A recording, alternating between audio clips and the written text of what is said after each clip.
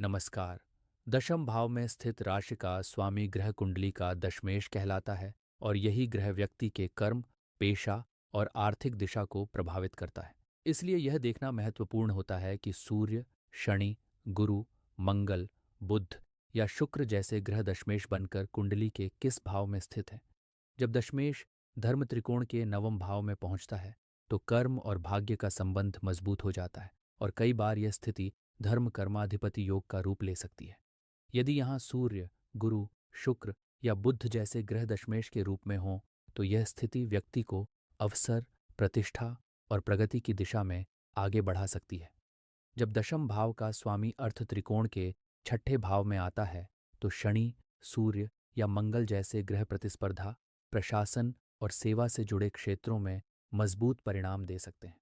यदि दशमेश स्वयं दशम भाव में स्थित हो तो चाहे वह सूर्य, शनि, गुरु, बुध या शुक्र ही क्यों न हो, ग्रह अपने घर में होने के कारण कर्म क्षेत्र में स्थिरता और पहचान देने की क्षमता रखता है।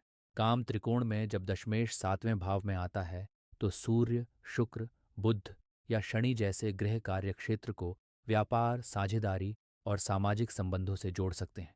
यदि यहाँ स्थित दशमेश शुभ ग्रह जैसे गुरु, शुक्र या बुध हो तो जीवन साथी का सहयोग भी व्यक्ति की उन्नति में सहायक बन सकता है।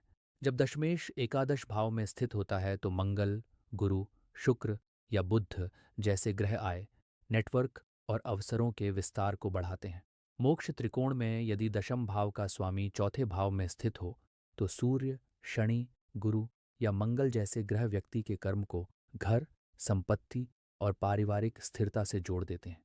इस प्रकार दशमेश के रूप में सूर्य, शनि, गुरु, मंगल, बुध या शुक्र की विभिन्न भावों में स्थिति ही व्यक्ति के कर्म, प्रतिष्ठा और आर्थिक प्रगति की दिशा को स्पष्ट करती है। धन्यवाद।